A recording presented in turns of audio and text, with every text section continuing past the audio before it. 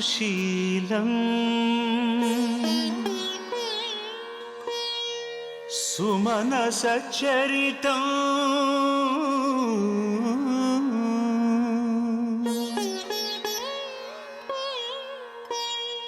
सुप्रेमवन्दितं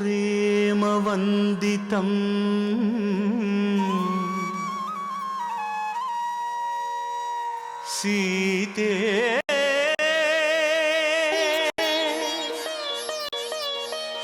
रामकथा हृदयम्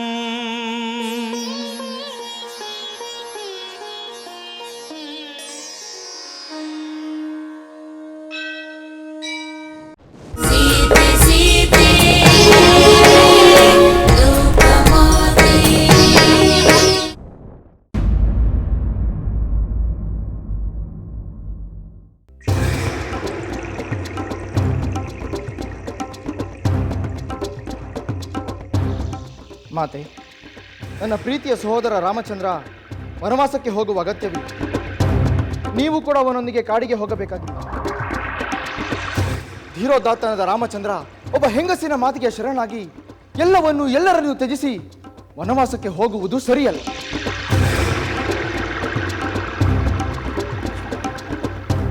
ಹೆಂಗಸಿನ ಮಾತಲ್ಲ, ತಂದೆಯವರ ಆಜ್ಞೆ. ಅಯೋಧ್ಯಾಪತಿಯಾದ ದಶರಥ ಮಹಾರಾಜರ ಆಜ್ಞೆ. ರಾಜಾಜ್ಞೆ ಎಂದು ಒಪ್ಪಿದರೂ ಪಾಲಿಸಲು ಅನರ್ಹವಾದ ರಾಜಾಜ್ಞೆಯನ್ನು ಧಿಕ್ಕರಿಸುವುದೇ ತಿಳಿದವರ ಕರ್ತವ್ಯ. ಏನು? ರಾಜಾಜ್ಞೆಯನ್ನು ಧಿಕ್ಕರಿಸುವುದೇ? ಹೌದು ಸಹೋದರ. ರಾಜವೃದ್ಧ, ವಿಷಯ ಲಂಪಟ, ಅನಿಶ್ಚಿತ ಬುದ್ಧಿಯುಳ್ಳವನು, ಮೋಹಕ್ಕೆ ದಾಸನಾದ ರಾಜ ನ್ಯಾಯೋಚಿತವಾದ ಆಜ್ಞೆ ಕೊಡುವ ಸ್ಥಿತಿಯಲ್ಲೇ ಇಲ್ಲವೆಂದ ಮೇಲೆ ಅಂತಹ ಆಜ್ಞೆಗೆ ಮಾನ್ಯತೆ ಏಕೆ ಕೊಡಬೇಕು? ನಿರಪರಾಧಿಯಾದ ರಾಮಚಂದ್ರ ಕಾಡಿಗೆ ಏಕೆ ಹೋಗಬೇಕು? ಸಜ್ಜನನು, ಸ್ವಾರ್ಥರಹಿತನು, ಧರ್ಮ ಪಾಲಕನೂ ಆದ ನನ್ನ ಸಹೋದರನಲ್ಲಿ ಯಾವ ದೋಷವೂ ಇಲ್ಲವೆಂದ ಮೇಲೆ ಅವನು ಕಾಡಿಗೆ ಹೋಗುವ ಅಗತ್ಯವೇ ಇಲ್ಲ.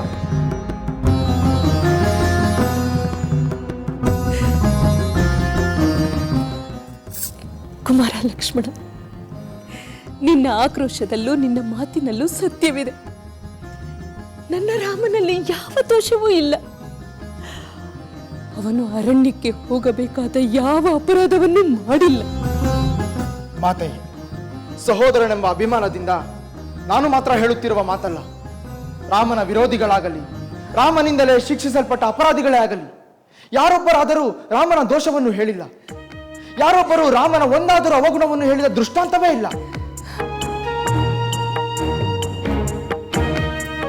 ಕುಮಾರ, ನಿನ್ನ ಮಾತು ನಿಜ. ನನ್ನ ರಾಮನನ್ನು ಕಾಡಿಗೆ ಅಟ್ಟಲೇಬೇಕು ಎಂದು ಆತರ ಪಡುತ್ತಿರುವ ಅಕ್ಕಟುಕಿ ಕೈಕೇಯಿ ಕೂಡ ನನ್ನ ರಾಮನಲ್ಲಿ ದೋಷವಿದೆ ಎಂದು ಹೇಳಲಾರಳು. ಇದ್ದರಲ್ಲವೇ ಹೇಳುವುದು. ದೇವ ಸದೃಶನಾದ, ಜಿತೇಂದ್ರಿಯನಾದ, ಸರಳ ಗುಣದ, ಶತ್ರುಗಳಿಗೂ ಪ್ರಿಯನಾದ ನಮ್ಮ ರಾಮ ಧರ್ಮ ಸ್ವರೂಪ ಮಾತೆ. ಇಂತಹ ಪುತ್ರನನ್ನು ಯಾವ ತಂದೆ ತಾನೇ ನಿಷ್ಕಾರಣವಾಗಿ ವನವಾಸಕ್ಕೆ ಕಳಿಸುತ್ತಾನೆ? ವೃದ್ಧಾಪ್ಯದಿಂದ ಚಪಲ ಚಿತ್ತನಾದ, ವಿವೇಕ ಶೂನ್ಯನಾದ ಈ ರಾಜನ ಆಜ್ಞೆಯನ್ನು, ರಾಜನೀತಿಯನ್ನು ಯಾರು ತಾನೇ ಪುರಸ್ಕರಿಸುತ್ತಾರೆ? ಬೇಡ ಲಕ್ಷ್ಮಣ, ಬೇಡ. ಮಮತಾ ಮೂರ್ತಿ ಅಂತ ನಮ್ಮ ತಂದೆಯವರನ್ನು ಹೀಗೆ ನಿಂದಿಸಬೇಡ. ಇದು ಬರೀ ನಿಂದನೆ ಅಲ್ಲ ಸಹೋದರ, ವಾಸ್ತವವನ್ನು ಪರಿಶೀಲಿಸಬೇಕಾದ ರಾಜನೀತಿ. ನೀನು ದಶರಥ ಮಹಾರಾಜನ ಜ್ಯೇಷ್ಠ ಪುತ್ರ. ಯುವರಾಜ ಪದವಿ, ನಂತರ ಮಹಾರಾಜರ ಪದವಿ ನಿನ್ನ ಅಧಿಕಾರ. ನೀನು ಮಾಡದ ತಪ್ಪಿಗೆ ನಿನಗೇಕೆ ಶಿಕ್ಷೆ? ಸಹೋದರ, ನಾನು ನಿನ್ನ ಜೊತೆಗಿದ್ದೇನೆ. ಸಿಂಹಾಸನವನ್ನೇ ನಿನ್ನ ವಶಕ್ಕೆ ತೆಗೆದುಕೊಂಡು ರಾಜ್ಯ ಶಾಸನ ಮಾಡು. ಲಕ್ಷ್ಮಣ, ಆ ದುಷ್ಟ ಕೇಕೆಯಿಂದ ಪ್ರಚೋದನೆಗೊಂಡು ಯಾರಾದರೂ ಅಡ್ಡಿಪಡಿಸಿದರೆ ಈ ನಿನ್ನ ಸಹೋದರ ಲಕ್ಷ್ಮಣ ಧನುರ್ಧಾರಿಯಾಗಿ ನಿಂತು ಶತ್ರುಗಳನ್ನು ನಾಶ ಮಾಡಿ ನಿನ್ನ ಅಧಿಕಾರವನ್ನು ನಿಷ್ಕಂಟಕ ಮಾಡುತ್ತೇನೆ. ಸಹೋದರ, ನನ್ನ ಶೌರ್ಯವನ್ನು ಶಂಕಿಸಬೇಡ. ಕೆರಳಿ ನಿಂತರೆ ಇಡೀ ಅಯೋಧ್ಯ ನಗರವನ್ನೇ ನನ್ನ ಶರವರ್ಷದಿಂದ ಜನರಹಿತವಾಗಿ ಮಾಡುತ್ತೇನೆ. ಭರತನ ಬೆಂಬಲವಾಗಿ ಅವನ ಬಂಧುಗಳಾಗಲಿ ಮಿತ್ರಗಳಾಗಲಿ ಯಾರಾದರೂ ಅಡ್ಡಿಪಡಿಸಿದರೆ ಅವರನ್ನು ಕ್ಷಣ ಮಾತ್ರದಲ್ಲಿ ಧೂಳಿಪಟ ಮಾಡುತ್ತೇನೆ. ಲಕ್ಷ್ಮಣ, ನೀನು ಏನು ಮಾತನಾಡುತ್ತಿರುವೆ ಎಂಬ ಪ್ರಜ್ಞೆ ಇದೆ ನಿನಗೆ. ನಿನ್ನವರನ್ನೇ ನೀನು ಧೂಳಿಪಟ ಮಾಡುತ್ತೀಯಾ? ಯಾರು ನನ್ನವರು? ನಿನ್ನನ್ನು ವನವಾಸಕ್ಕೆ ಕಳಿಸುವವರು, ಅದಕ್ಕೆ ಸಮ್ಮತಿಸುವವರು ಯಾರು ನನ್ನವರಲ್ಲ. ಕೈಕೆಯವರಿಂದ ಪ್ರಚೋದನೆಗೊಂಡು ನ್ಯಾಯಸಮ್ಮತವಲ್ಲದ ರೀತಿಯಲ್ಲಿ ನಿನ್ನನ್ನು ಬಿಟ್ಟು ಭರತನಿಗೆ ಪಟ್ಟ ಕಟ್ಟಿದರೆ ಅವರು ನನ್ನ ತಂದೆಯಾದರೂ ಸರಿಯೇ, ನಮಗೆ ಶತ್ರುವಾದಂತೆಯೇ. ಅಂತಹ ತಂದೆ ಶತ್ರುವಾದರೂ ನಿಗ್ರಹಿಸುವುದು ಕ್ಷತ್ರಿಯ ಧರ್ಮ. ಆ ಶತ್ರುವನ್ನು ಸೆರೆಮನೆಯಲ್ಲಿಡೋಣ, ಅಥವಾ ಕೊಂದರೂ ಸರಿಯೇ. ಲಕ್ಷ್ಮಣ,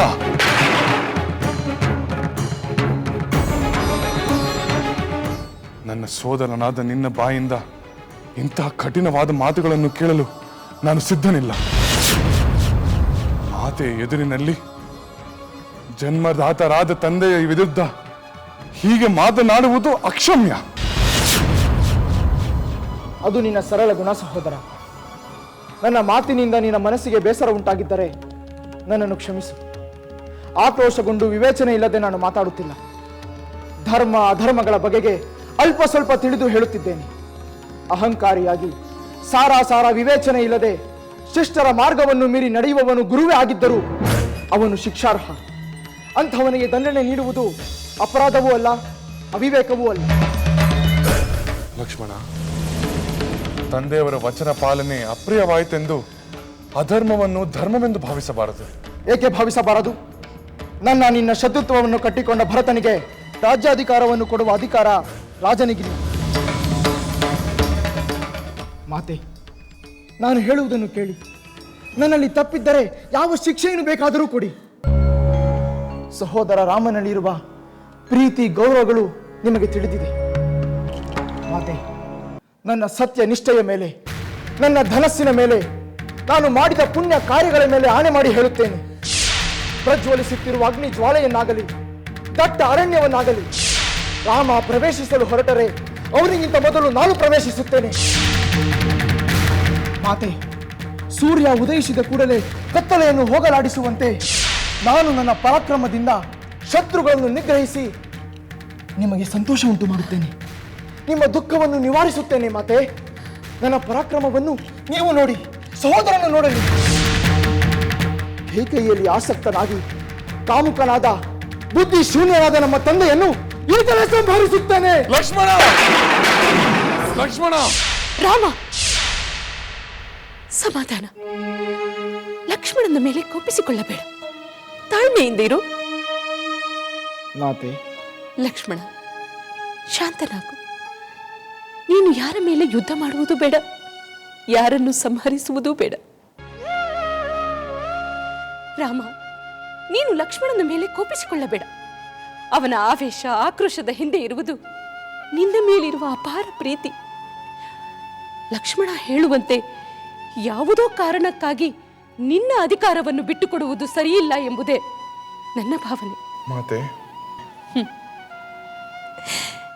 ನಿನಗಾವುದು ಸೂಕ್ತ ಎಂದು ತೋರುತ್ತದೆಯೋ ಅದನ್ನೇ ಮಾಡು ರಾಮ. ಆದರೆ ಸವತಿಯ ಕುತಂತ್ರಕ್ಕೆ ಬಲಿಯಾದ ಈ ತಾಯಿಯನ್ನು ಏಕಾಂಗಿಯಾಗಿ ಈ ಅರಮನೆಯಲ್ಲಿ ಬಿಟ್ಟು ನೀನೊಬ್ಬನೇ ಅರಣ್ಯಕ್ಕೆ ಹೋಗುವುದು ಸೂಕ್ತವಲ್ಲ. ತಾಯಿಯ ಸೇವೆಯೇ ಪರಮ ಕರ್ತವ್ಯ ಎಂದು ನಿನಗೆ ತಿಳಿಯದೆ ಎಲ್ಲ ಧರ್ಮಗಳನ್ನು ಬಲ್ಲವನು ನೀನು. ತಾಯಿಯ ಸೇವೆಯು ನಿನ್ನ ಧರ್ಮ ಎಂದು ನಿನಗೆ ಗೊತ್ತಿಲ್ಲವೇ?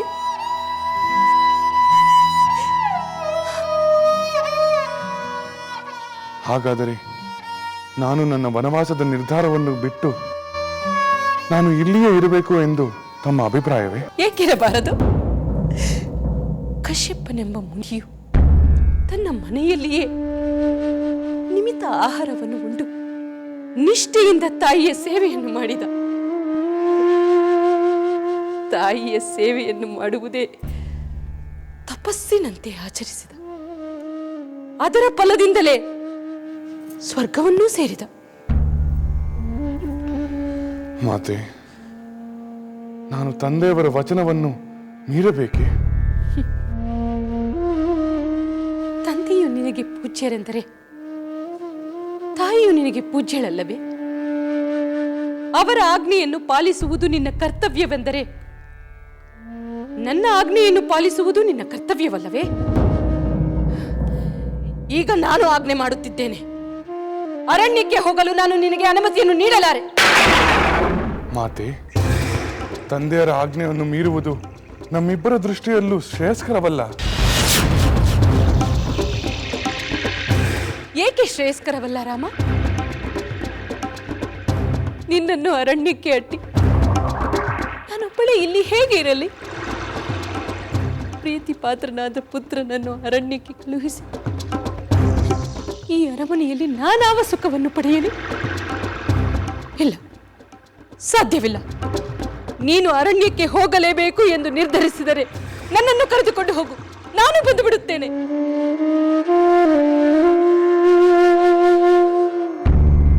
ಒಂದು ವೇಳೆ ನೀನು ಅರಣ್ಯಕ್ಕೆ ಹೋಗಲೇಬೇಕು ಎಂದು ನಿರ್ಧಾರ ಮಾಡಿದ್ದೇ ಆದರೆ ನಾನು ಸಾವಿಗೆ ಶರಣಾಗುತ್ತೇನೆ. ಮಾತೆ,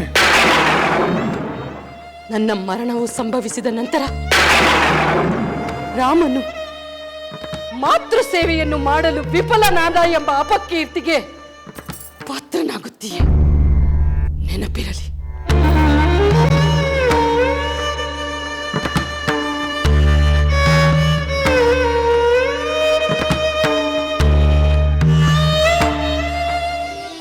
ಊರ್ಮಿಳೆ, ಹೇಳು ಸಹೋದರಿ. ನೀನು ಮತ್ತೆ ಮತ್ತೆ ನನ್ನ ಅಲಂಕಾರವನ್ನು ಸರಿಪಡಿಸಬೇಕಾಯಿತು. ಇದರಲ್ಲೇನು ವಿಶೇಷ? ನೀನು ಮುಂಜಾನೆಯಿಂದಲೇ ನನ್ನೊಂದಿಗೆ ಇರುವುದು ಮಾತ್ರ ಅಲ್ಲದೆ ನನ್ನ ಅಲಂಕಾರದಲ್ಲಿಯೇ ಸಮಯ ಕಳೆಯುತ್ತಿರುವೆ. ಸಹೋದರಿ, ನಾನು ನಿನಗೆ ಯಾವ ಸೇವೆಯನ್ನು ಮಾಡಲಿ? ನಿನಗೆ ಅಲಂಕಾರ ಮಾಡುವ ಈ ಸಣ್ಣ ಸೇವೆಯನ್ನು ಮಾಡುತ್ತಿರುವೆ ಅಷ್ಟೇ. ಇದೇನಿದು ಸಣ್ಣ ಸೇವೆಯೇ? ಮತ್ತೆ ಇದು ಮಹಾ ಸೇವೆಯೇ? ನೀನು ಎಷ್ಟು ಹೊತ್ತಿನಿಂದ ನನ್ನ ಅಲಂಕಾರ ಮಾಡುತ್ತಿರುವೆ ಎಂದು ಗೊತ್ತಿದೆಯೇ? ಎಷ್ಟು ಹೊತ್ತಿನಿಂದ? ಲಕ್ಷ್ಮಣನನ್ನು ಮತ್ತು ನನ್ನ ಪತಿಯನ್ನು ಮಹಾಮಂತ್ರಿ ಸುಮಂತ್ರರು ಮಹಾರಾಜರ ಬಳಿಗೆ ಕರೆದುಕೊಂಡು ಹೋದರಲ್ಲ, ಆಗಿನಿಂದಲೇ ನೀನು ನನ್ನ ಅಲಂಕಾರದಲ್ಲಿ ಮುಳುಗಿ ಹೋಗಿರುವೆ. ಊರ್ಮಿಳೆ, ಅವರು ಹೋಗಿ ಬಹಳ ಹೊತ್ತಾಯಿತಲ್ಲ? ಹೌದು ಸಹೋದರಿ, ತುಂಬ ಹೊತ್ತಾಯಿತು. ನಿನಗೆ ಅಲಂಕಾರ ಮಾಡುತ್ತಾ ಸಮಯ ಕಳೆದದ್ದೇ ತಿಳಿಯಲಿಲ್ಲ ನನಗೆ. ಈಗಲಾದರೂ ಗೊತ್ತಾಯಿತಲ್ಲ. ಇನ್ನು ಈ ಅಲಂಕಾರವನ್ನು ನಿಲ್ಲಿಸು. ಅಲಂಕಾರದ ಪಾಡಿಗೆ ಅಲಂಕಾರ ನಡೆಯಲಿ. ಆದರೆ ಅವರೇಕೆ ಇನ್ನೂ ಬರಲಿಲ್ಲವೆಂದು ಯೋಚಿಸಬೇಕು. ಸಹೋದರಿ, ಪಟ್ಟಾಭಿಷೇಕ ಬೇಗನೆ ನಡೆಯಬೇಕೆಂದು ಮುಹೂರ್ತ ನಿಶ್ಚಿತವಾಗಿತ್ತಲ್ಲವೇ? ಈಗ ನೋಡಿದರೆ ತುಂಬ ತಡವಾಗಿರುವಂತಿದೆ. ಹೌದು ಊರ್ಮಿಳೆ, ಇವರು ಹೋಗಿ ಮಹಾರಾಜರ ಆಶೀರ್ವಾದವನ್ನು ಪಡೆದು ಬೇಗ ಬಂದು ಬಿಡುತ್ತಾರೆ ಅಂದುಕೊಂಡಿದ್ದೆ. ಈ ವೇಳೆಗೆ ಪಟ್ಟಾಭಿಷೇಕದ ವಿಧಿವಿಧಾನಗಳು ಆರಂಭವಾಗಬೇಕಾಗಿತ್ತು. ಏಕೆ ತಡವಾಯಿತು? ಈ ವಿಳಂಬಕ್ಕೆ ಏನಾದರೂ ಕಾರಣವಿದೆಯೇ? ಅಥವಾ ಏನಾದರೂ ತೊಂದರೆ? ಊರ್ಮಿಳೆ, ಕೆಟ್ಟದ್ದನ್ನು ಯೋಚಿಸಬೇಡ. ಮತ್ತೆ ಏನು ಕಾರಣ? ಯಾವುದೋ ಒಳ್ಳೆಯ ಕಾರಣಕ್ಕೆ ವಿಳಂಬವಾಗಿರಬಹುದು. ವಿನಾಕಾರಣ ನೀನು ಅಶುಭವನ್ನು ಯೋಚಿಸಬೇಡ. ಬೇಗ ಮುಗಿಸು ಈ ನಿನ್ನ ಅಲಂಕಾರವನ್ನು. ಆಯ್ತು ಸಹೋದರಿ, ಇನ್ನು ಸ್ವಲ್ಪ ಉಳಿದಿದೆ ಅಷ್ಟೇ. ಏನು, ಇನ್ನೂ ಉಳಿದಿದೆಯೇ?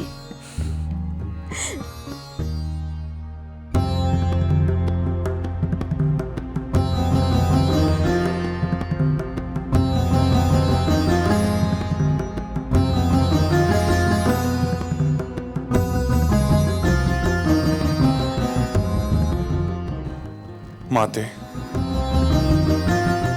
ತಂದೆಯವರ ಮಾತನ್ನು ಮೀರುವುದು ನನ್ನಿಂದ ಆಗುವುದಿಲ್ಲ.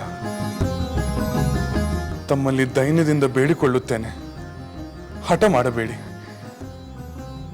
ಅರಣ್ಯವನ್ನು ಕುರಿತು ನಾನು ಹೊರಡುತ್ತೇನೆ. ನನಗೆ ದಯವಿಟ್ಟು ಅನುಜ್ಞೆ ಕೊಡಿ ಮಾತೆ. ನಿಮ್ಮ ಪುತ್ರ ಧರ್ಮವನ್ನು ಪಾಲಿಸಲು ಅವಕಾಶ ಮಾಡಿಕೊಡಿ.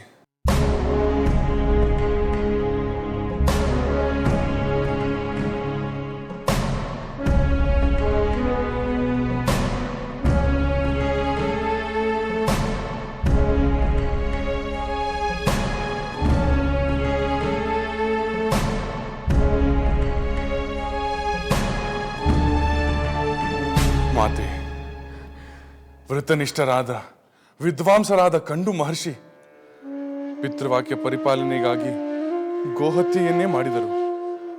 ನಮ್ಮ ವಂಶದವರೇ ಆದ ಸಗರ ಚಕ್ರವರ್ತಿ ಆಜ್ಞೆಯಂತೆ ಅಶ್ವಮೇಧ ಕುದುರೆಯನ್ನು ಹುಡುಕಿ ತರಲು ಭೂಮಿಯನ್ನು ಅಗೆಯುತ್ತಿದ್ದ ತನ್ನ 60,000 ಮಕ್ಕಳು ಕಪಿಲ ಮಹರ್ಷಿಗಳ ಕೋಪಕ್ಕೆ ಸಿಕ್ಕು ಭಸ್ಮೀಭೂತರಾದರು.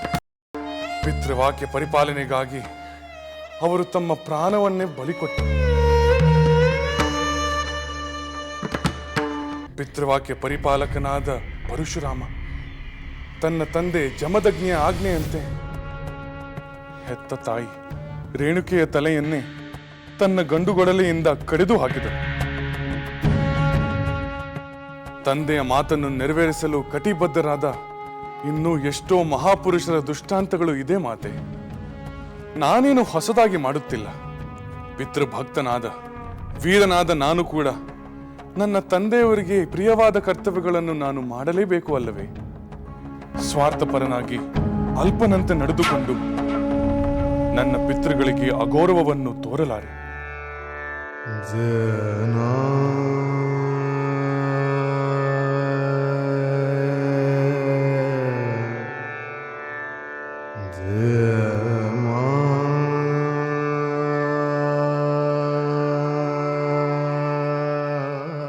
ಇದೇನು ಹೊಸ ಧರ್ಮವಲ್ಲ ಮಾತೆ. ನಾನೇ ಆರಂಭಿಸುತ್ತಿರುವ ನವೀನ ಮಾರ್ಗವೂ ಅಲ್ಲ. ಇದು ಸನಾತನ ಧರ್ಮದ ಅನುಸಾರವಾಗಿ ನಡೆದುಕೊಂಡು ಬಂದಿರುವ ಸಂಪ್ರದಾಯ. ಮಾತೆ, ತಂದೆಯವರ ಮಾತನ್ನು ನಡೆಸುವುದೇ ನನ್ನ ಪವಿತ್ರವಾದ ಕರ್ತವ್ಯ. ಅದೇ ಶ್ರೇಯಸ್ಕರ. ಅಲ್ಪ ಸುಖದ ಆಸೆಗಾಗಿ ಮಾತಾ ಪಿತೃಗಳಿಗೆ, ವಂಶಕ್ಕೆ, ಧರ್ಮಕ್ಕೆ ಸಂತೋಷ ಕೊಡುವ ಕರ್ತವ್ಯಗಳನ್ನು ನಾನು ಕಡೆಗಣಿಸಬಾರದು. ಹಾಗೆ ಮಾಡಿದರೆ ಈ ನಿಮ್ಮ ಪುತ್ರ ಅಲ್ಪರಲ್ಲಿ ಅಲ್ಪನಾಗುತ್ತಾನೆ. ನನ್ನ ಮಾತನ್ನು ಅರ್ಥ ಮಾಡಿಕೊಳ್ಳಿ ಮಾತೆ. ಕ್ಷಣಕಾಲ ನನ್ನನ್ನು ಒಂಟಿಯಾಗಿರಲು ಬಿಡು ಕುಮಾರ. ಮೊದಲು ಬಹುವಾಗಿ ನೊಂದಿರುವ ನಿನ್ನ ಸೋದರನನ್ನು ಸಂತೈಸು. ಹಾಗೆ ಆಗಲಿ ಮಾತೆ.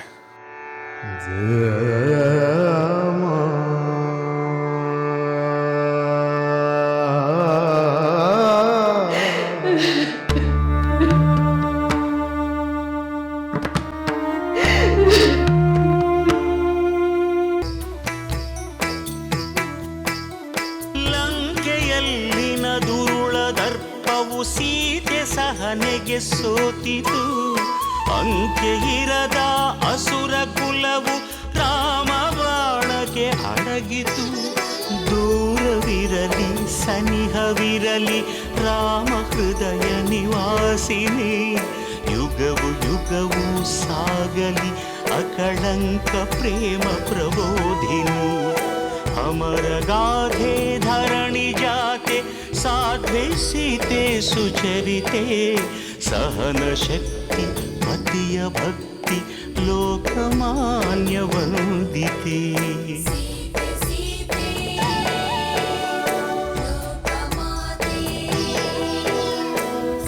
ರಾಮ ಹೃದಯ ನಿವಾಸಿನಿ. ಅಕಳಂಕ ಪ್ರೇಮ ಪ್ರಬೋಧಿನಿ. ಸೀತೆ ಮಾತೆ